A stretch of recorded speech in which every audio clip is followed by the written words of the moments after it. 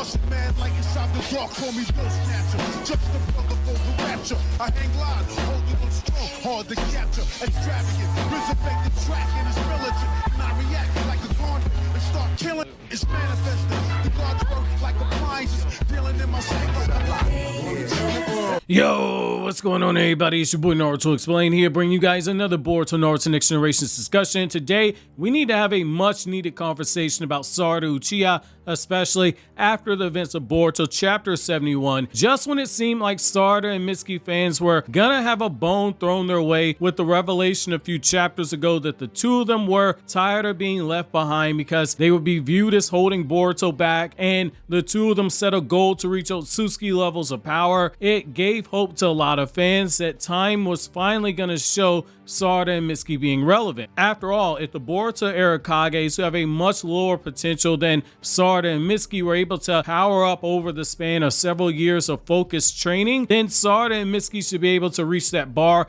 a lot faster, given their ceilings a lot higher. However, as we all know, in the span of what happened afterwards, everything changed drastically. Code got his limiters removed, Damon stomped out Code, and Ada confirmed what we as a fandom were told a year ago, which is that her power level was also above Jigen's, and it was high enough that she was going to be able to kill Code if Code got out of line. Hence why she threatened Code. The power levels have shot up so high that we're in a situation where Sarada and Mitsuki have a giant hill to climb if they ever hope to catch up to Boruto, let alone Kawaki, who's stronger than Boruto, or Code, Ada, and Damon, each of whom are stronger than Jigen. However, that brings us to the topic of today's video, which is, can Sarada's character actually be saved at this point? And I honestly think it can be for a few reasons. Some are gonna make sense from a narrative perspective, whereas there is one from a narrative perspective. While it's a tried and tested shonen trope, one that's been done in countless series, one that Masashi Kishimoto has actually used a few times, and I do believe that Kishimoto's setting up this trope, I'm not a fan of it. So what exactly are the good narrative routes that we can go for Sarada to jump up to another level of power, and what can be done to justify Sarada even approaching this level of power? So longtime viewers know that I've been a strong proponent of Sarada training with Kakashi, and I'll forever die on that hill, but for this video we're going to take a separate route here because the narrative looks like it's going in a different direction. Sarada's time skip training is being set up to mirror both that of her parents, to the point where it's actually pretty poetic when you look at how it's being handled. Sasuke saw Naruto's rapid progress and didn't clearly see his own progress, which is one of the tipping points that led to him being seduced to gain more power via Orochimaru, because he viewed his goal of avenging the Uchiha as being impossible, because while Naruto was gaining all this enormous power in Sasuke's eyes, Sasuke viewed himself as only getting soft and being more further away from his goal than ever before, to the point where he referred to it as playing ninja inside of Konoha. Sarada right now is in that same position as Sasuke. She's made remarkable progress when we consider the information from the Boruto anime, the Boruto manga, as well as the Naruto light novels that the aforementioned have referenced more than once in the past. However, she can't see her clear progress because before her very eyes, Boruto's been advancing in a rate at which she can't currently keep up, to a point where she feels that she's weak, even though she's far from actually being weak. It makes sense, and in some ways, her pain that she feels is even more humbling than what her own father felt in part 1 of Naruto. Look at it from this perspective. Whereas Sasuke started out clearly ahead of Naruto in all the major categories, Sarada and Boruto, when we consider all the source materials, were neck and neck for a pretty good while. The Boruto movie novelization written by Ukyo Kodachi directly scaled Boruto and Sarada as being at a jonin level in terms of power, which, for reference, the sound 4 that you saw in part 1 of Naruto, when they had their curse mark states activated, they struggled to take down special jonin who are weaker than standard jonin. Some things like shuriken jutsu, Sarada had the edge on, whereas some areas like durability and creativity, Boruto held the edge on Sarada. When we got to the vessel arc,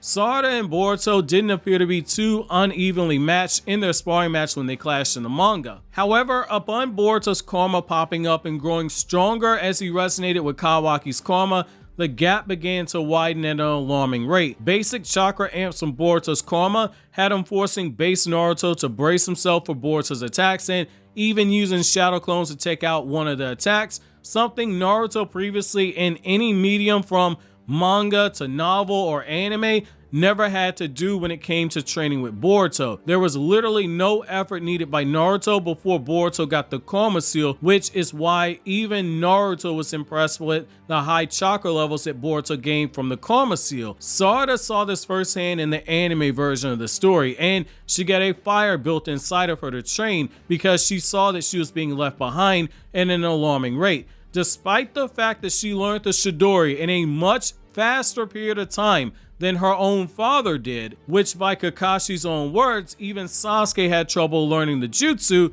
Sarada couldn't relish such an accomplishment for a long period of time because immediately after she pulled out the Chidori, Boruto transformed into Momoshiki and she saw yet again how big the gap in power between the two of them was. Now, with her seeing the scar on Boruto's body and the way that karma formed over his wound like a scar, she knows that something happened to Boruto and that she was too weak to even be considered to help protect Boruto. In short, she felt useless, much like her own mother did at the end of Naruto Part 1, where in Naruto Chapter 236 and Chapter 237 of the Naruto manga, she acknowledged her weakness and used it as a fuel to train under Tsunade to gain the combat skills and medical skills needed to assist Naruto after 2.5 years worth of training, which all came to head in the Naruto Shippuden's first arc in the Kazekage rescue arc. She went from being referred to as being barely possessing the skill level of a Genin outside of her chakra control to arguably being stronger than some of the jonin inside of Konoha by the Kazekage rescue arc, and being acknowledged by Lady Chiyo as being skilled enough to fight against Sasori that Chiyo admitted that she was wrong to think that Sakura needed her to hold her hand, which is consistent with Chiyo's character looking down at the next generation in that arc and how that arc eventually made her see the error of her ways. Sarada's potential is more insane because she's starting with a higher floor before she undergoes that training, which will be serious training with a clearly defined goal. We've seen how this works in the past where characters have leveled up, where Sasuke at the end of Part 1, according to the second Naruto databook, can be implied to be at a jonin tier power, and by the time we see him in base during the Tenchi Bridge arc, he was clearly in a Kage level of power, which makes sense because his goal was to get strong enough to kill Itachi, someone at a higher tier power, and in the eyes of Sasuke reaching that Kage level of power, it was the bare minimum for him to be able to approach Itachi in some level of power, because at the time nobody knew that Otsutsuki existed. But I do believe that the anime right now has actually set the stage for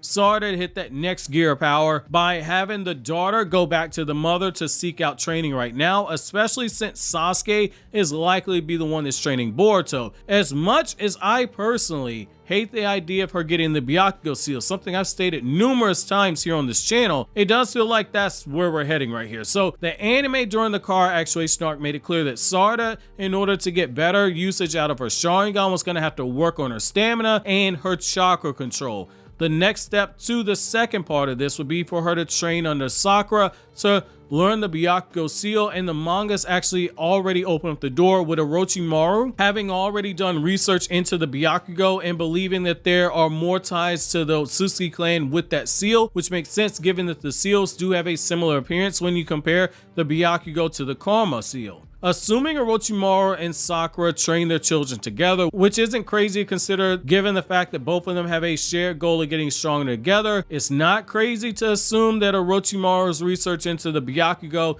allows him, along with Sakura's experience with the seal, to bust through a different door with the Byakugo seal. While I'm not a fan of this route, it would be one that honestly does feel earned due to how the Byakugo works. We know Sarada has talent, but her chakra control needs work. If we find out that she spent her time skip training, working on her chakra control with that renewed sense of urgency, and she completes her Byakugo seal training, she's going to be able to store vast amounts of chakra into her seal, and that power increase is not something to be laughed at either. Sarada, at age 13 going on 14, already has more chakra than her mother did at the exact same age when she began to learn the Byakugo seal. Sarada's problem has always been with her chakra control and her stamina. She's starting out with a higher chakra pool, which means that there's more chakra she can store into the seal when she begins her training, which could very well be the true essence of the Byakugo if Orochimaru's research is right. Sakura started with significantly less chakra than her daughter,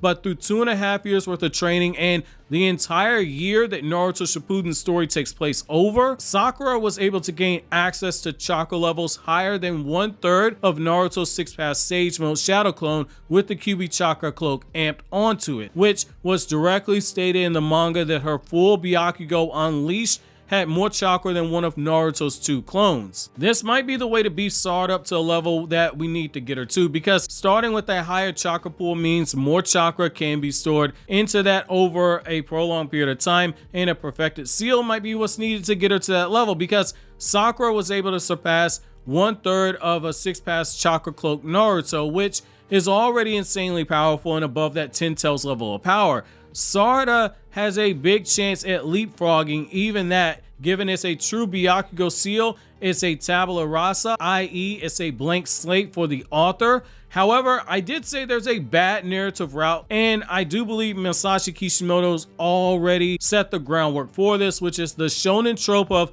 we're getting a time skip and all this training is going to happen off screen, and we as readers are just going to have to accept that the characters leveled up to this tier of power without any details about their power or about the training they underwent. All we're going to know is that they trained, case in point how the Boruto Kages trained off screen and collectively were able to bully Kenshiki. Case in point how Sasuke developed Kirin off screen and Sasuke became a master with a sword even though there was no evidence that he was doing any swordplay training. I'm not going to be a huge fan of that, but I do think that that's where this is heading. I'll keep an open mind to it, but I'm not a fan of it, and I'm gonna go ahead and disclose that now. Of course, you might feel differently, and if you do, I'm curious to know how high you think Sarada can reach in terms of power. My good buddy King Bullet and I are working on an in-depth video on Team 7's potential when we get to Boruto Shippuden, so keep the notifications turned on, and until then, consider watching these other videos you see on the screen right now.